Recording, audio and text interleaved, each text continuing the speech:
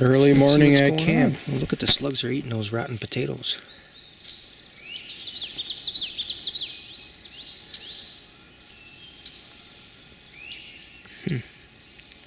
This is my chance to kill them off, huh? Here's my ferment tank with the deer stomach and intestines in it. It's working. I just threw those potatoes and the slugs are all in there. The elephant garlic is growing here. Second year in a row in this spot. But last year it was just 8 of them or 10 of them. Now I planted it densely. And we have white salsify growing along with it. Forget what this is. Some type of brassica. That's a mustard, I think. Huh. The slugs aren't eating it. We got some stinging nettle in here. I know there's a bunch of little bitty white salsify plants that were coming up from the seed. I don't see too many of them, so there's one right here.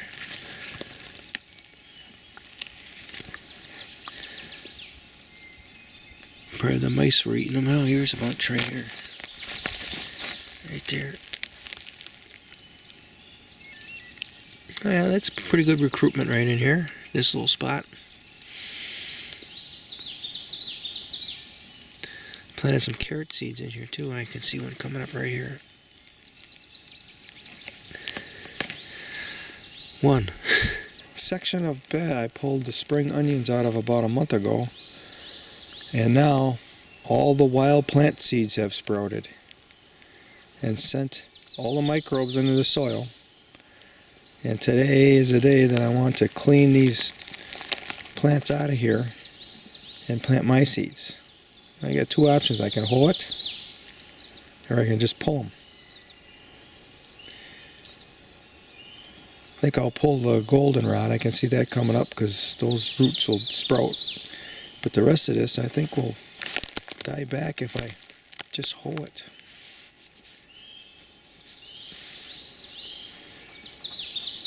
I gotta think about it for a little bit.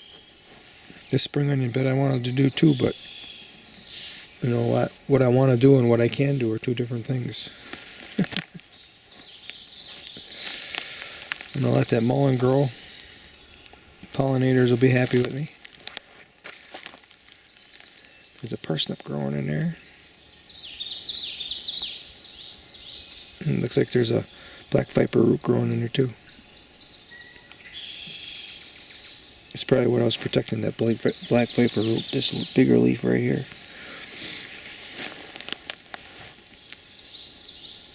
Planted acorns in this bed.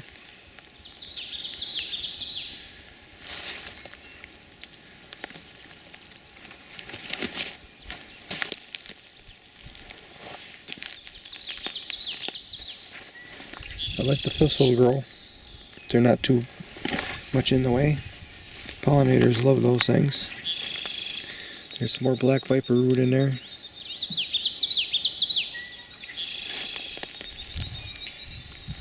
More in here. Here's another bed that I planted a lot of tree seeds and pits. And I covered it with hardwood cloth so the voles won't dig them up. This hardwood cloth can come up today, come out of there today. You see, here's a little peach tree coming up.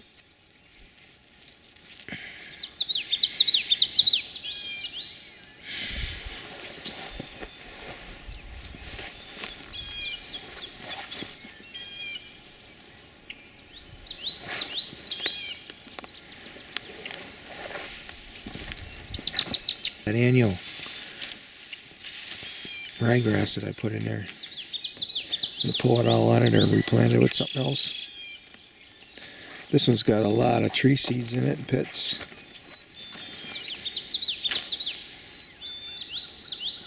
We got fennel coming up, wild carrots. I should pull on that when I put my work clothes on. Pull on those vetch, get them out of there. Some grasses in there I can pull out.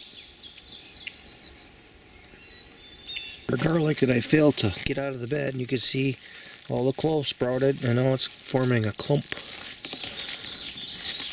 Oh, that's a white salsify right there. That's a nice one. So there's some thistles in here. I think I'm going to let the thistles grow. Variety. And the hummingbirds coming. I like filming the hummingbirds. They'll suck the nectar out of those thistles too. So this is the first batch of potato onions that I planted. And they're all real little ones. And I put this cage over it because the turkeys were eating on. I saw them eating on the garlic, so I thought, well, it might be eating on the potato onions too. But I like to weed this out and plant it with white sulci.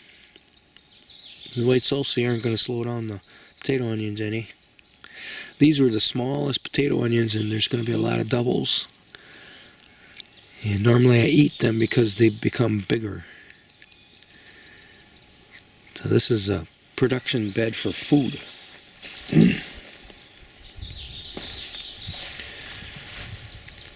This is the unnamed garlic that I bought from someone at a farmer's market that produces huge cloves. Looks like there's like 15 of them or so. Here's the next batch of potato onions that I planted. And look, I already have white sulci coming up in there. Oh, lots of it. Lots of it. And they're just like little grasses. And the potato onions are going to grow in amongst those grasses, no problem. And then when I pull potato onions out of there, then sulci can do its thing. They really don't start bulbing up and growing big until August to October, I'm sorry. I could have planted some peas in here. I forgot about that. Right there. Oh, this one here is not doing well. What happened here? Did it get ate? Yeah, something ate it, but it's coming back. Just clipped it off and left it there. Didn't even eat it.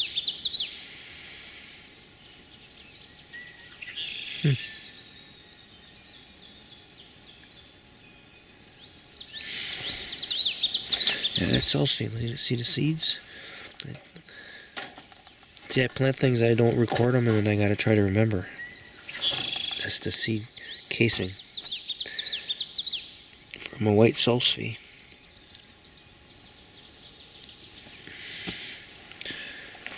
Good. Slug proof. This is the elephant garlic. You can see the nice, Beautiful green-blue hue of the leaves.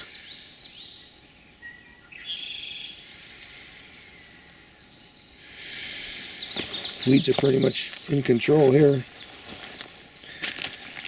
And all of a sudden you see the blue hue change to green. That's the Upper Peninsula Michigan commercial grade.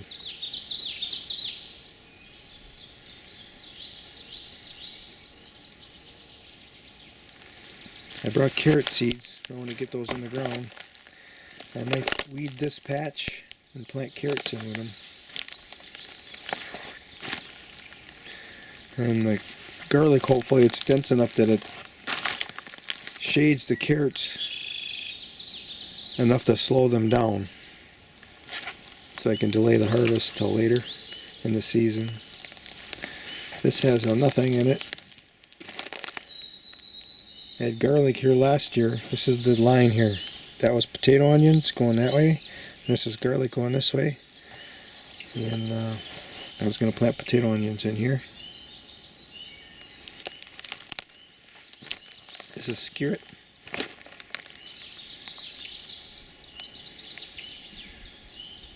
All those leaves are edible, and there's probably huge roots under there. We see Jerusalem artichokes coming up in the foreground. Foreground meaning on the sun side. And here's another bed here that I had garlic in. And then after I pulled the garlic, I planted mustard. That's what all those brown stalks are. You can see the Jerusalem artichokes want to grow in here. This bed I want to work over too. Plant potato onions. Here I had a whole bunch of peach pits in here. You can see the wolves dug some of them up. They ate them. But look, let's see, we got some here. Here's one right here. Here's one. Oh, that looks like a carrot. Maybe it's a dill or something. Oh, here's a peach seedling coming up. Here's one over here.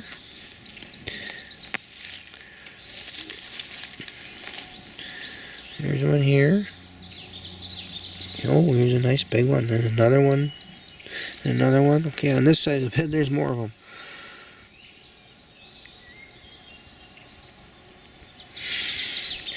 This property is going to be filled with peaches. Peach trees.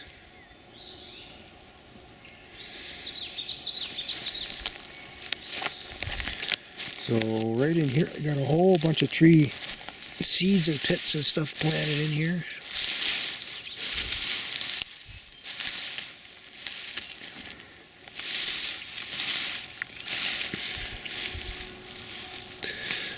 Gotta pull these weeds out of here.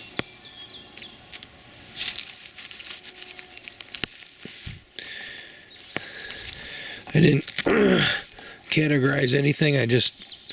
When I was eating all this stuff, I just throw the seeds in here. I'd have to really think to tell you everything that's in here.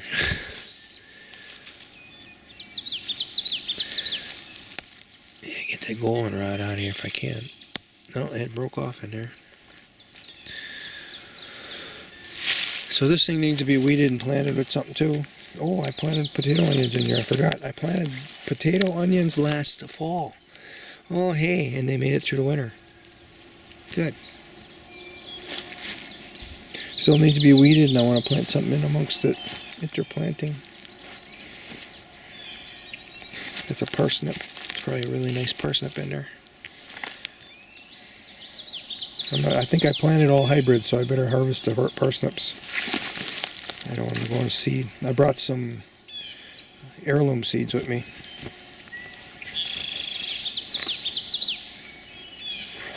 All those are Jerusalem artichokes, and I pulled on them last year, and they just keep coming. You'd think they'd run out of energy.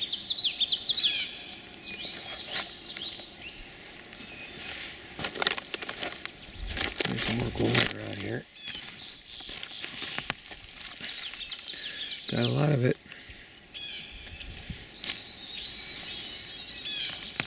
Throw it down the hill, we'll deal with it 100 years from now.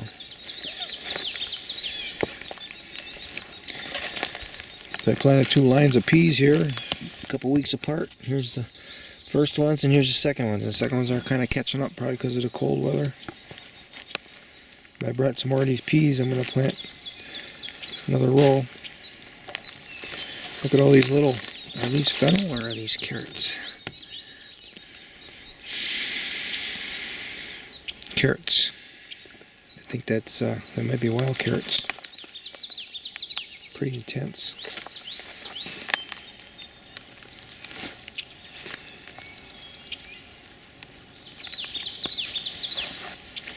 And I got elephant garlic growing in here. I really like the elephant garlic because of the hummingbirds eating on them. They provide nectar for a long time. There's a lineup of spring onions. Look at it, it looks so nice.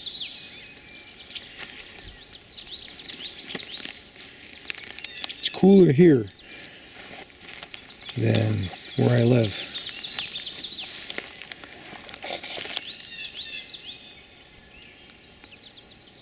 Bed here is the last one I built. I grew Sudan grass in that area where the cardboard is over the top of it. This is all kind of heaped up with compost. I put cardboard on the ground and then compost over the top. But you can see the Jerusalem artichokes migrated over here. I harvested a nice batch of them out of that bed. And I tried to get them all, but they migrated over to here. So I just might plant potatoes in here. And every time I come up, reduce the Jerusalem artichokes down so let the potatoes get some sunlight, sort of thing.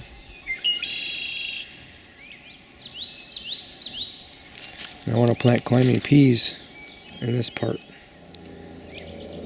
So it's going to get a cage. Planted a blueberry, and looks like it wants to blossom. Transplanted that from my backyard. Here's a second one. Well, it's sprouting. And I got a bunch of honeyberries in here. Oh, right in front of us, right here. There's a nice big one. That one wants to live here. Look at. Another one right here. I'll wait for a good rain. Now all the soil will be soft. I'll do a weeding. Here's another one. Here's another one.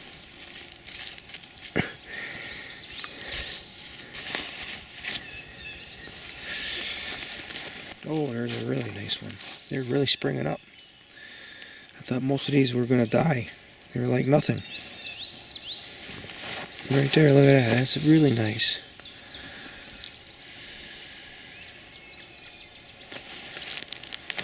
Another good one. All brand new leaves. These grow tall. These are 5-6 footers, so they'll get above these weeds and shade them out. All I got to do is help them to get up to that point.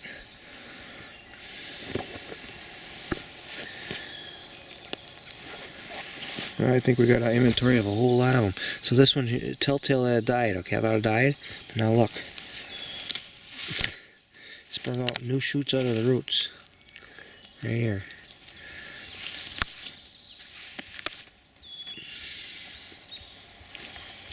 Over on this side too. That is really interesting.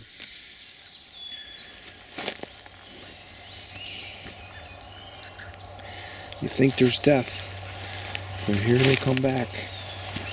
And here's one of the brands I got in here. It is a Aurora.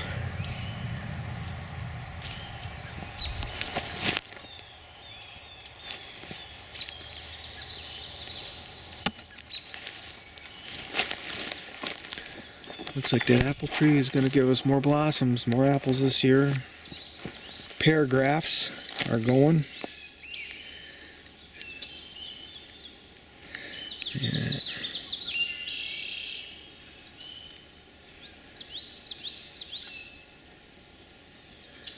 Plum tree actually provided a few plums last year, and they were tasty.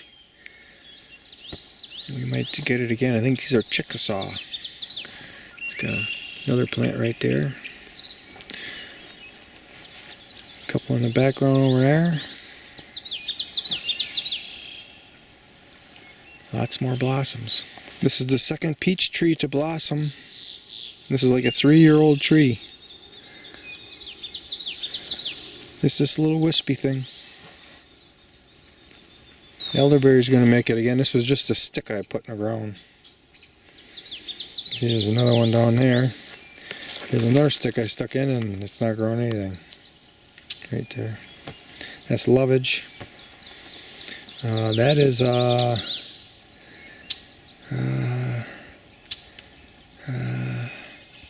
Mountain ash. I'd rather try to use my memory that isn't that great to exercise it than to write it down and catalog everything and then always have to rely on that catalog. I want to be thinking.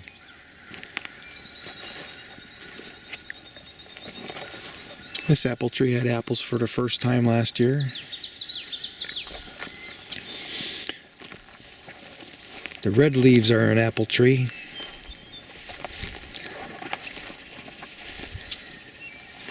And I planted hazelnuts in here. Yeah, bigger ones. Here's one right here. Another one right there. That's growing up a little sideways.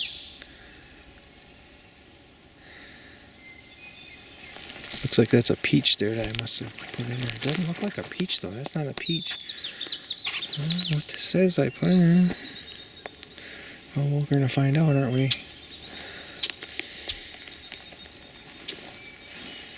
And I planted some other little trees in here too.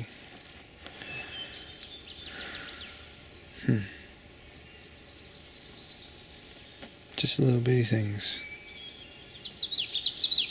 Well, we'll find out if they live sooner or later.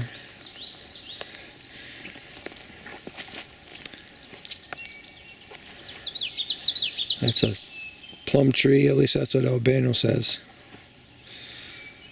And it kind of looks like it because it's suckering. Here's a sucker and here's a sucker. This is a honey locust. Those pawpaws that I transplanted, I walked it yesterday and they all have leaves on them.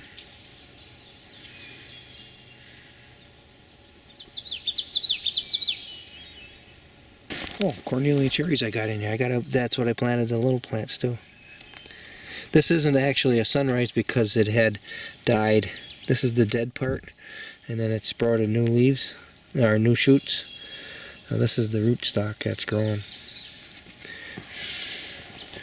That's why I brought it up here. And this is where I found that hole, and look at it's got opened up here.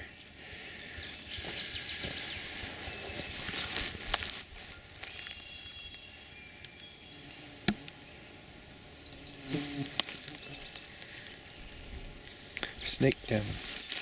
That's okay. We like snakes. Snakes eat mice. So here's a pawpaw that I transplanted. For all I know, it's dead, and this is just its last gasp. I don't know, but it's forming leaves. Oh, here's another peach tree that's having blossoms. All right. This is an older one. It's been eaten by the deer a lot.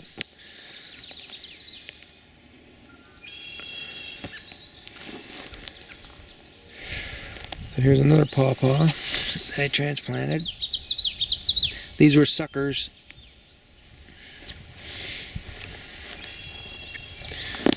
And here's the third one.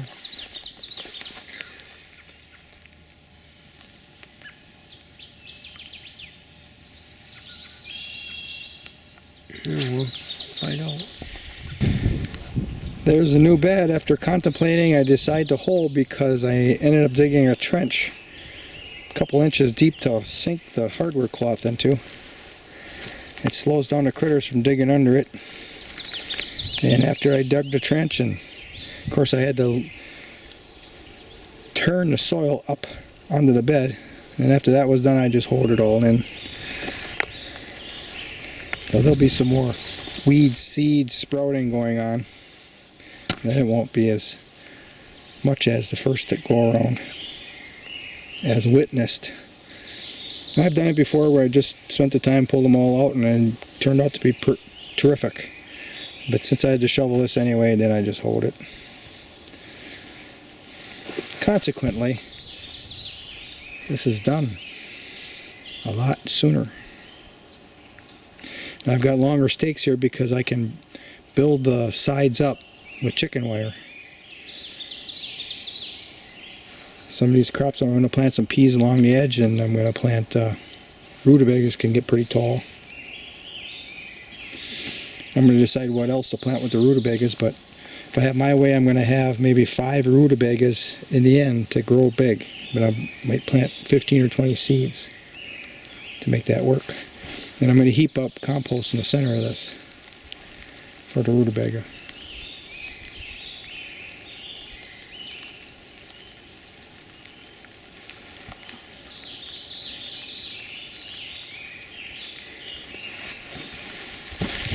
There's my normal routine of putting white birch bark along the edges.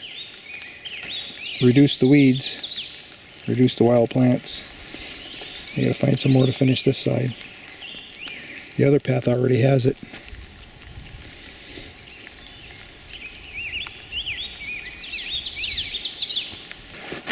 Time for coffee until I start the next project. Here's something interesting. The last time I was up, I talked about this potato that was soft, and look at it's shot. And then these potatoes were in the same box, same condition. And I cut this one because I want to plant little segments. And look at just fine. I don't want these in the rain right now. And the chit. This ferment is special like the last two years in a row. Special ferment in that it has deer stomach and intestines mixed with it, as well as a lot of the wild plants that grow around and whatever I cut off of what I don't bring home, which on the top there is Jerusalem artichoke leaves. And about 30 gallons went on the beds where we have good growth like these garlics. 5 crops planted in this bed. I did rows instead of mixing it up like I've been doing it at home, because I want to distinguish what I planted from the weeds that I know are going to come up big time. We have rutabaga, summer radish, beets, parsley root, and mustard root, bald-headed mustard root.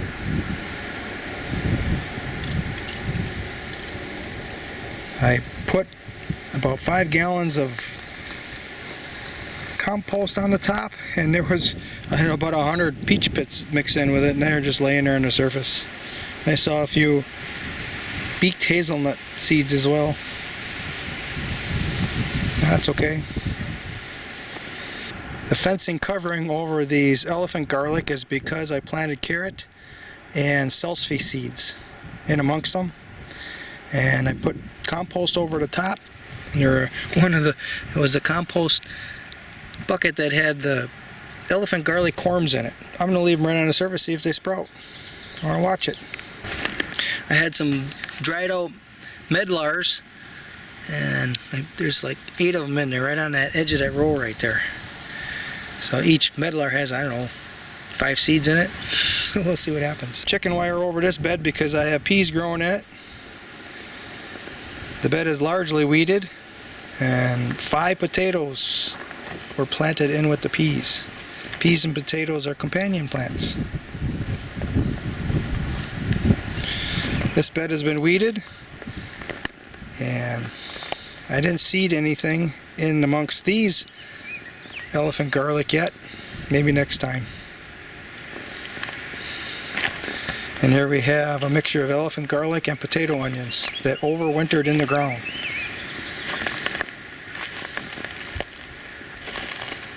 Carrot plants, and you see the 2 right on the end are wilted. That's because I pulled them out of the ground and harvested all the big roots out of it and placed them back in.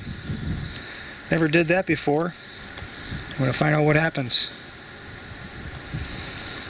And this is another bed of potato onions. All the potato onions that I had for seed up here are all planted now. This being May 12th. I'm putting a question mark because I never know the date.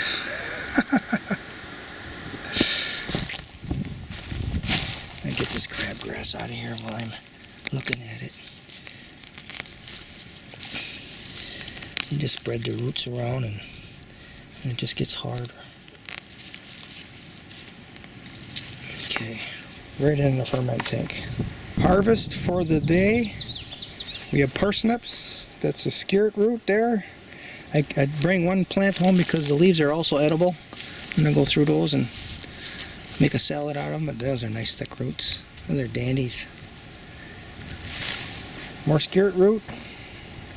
There's some garlic and Jerusalem artichokes. I washed them off in rainwater and put them on this hardware cloth, and they dry out real nice, and I can put them in a paper bag and transport them home and not worry about any slime or anything developing. Ooh, we got a bumblebee going into the honeyberry. Look at that. That's special. That's one reason why I planted honeyberries up here, so it was an early nectar source.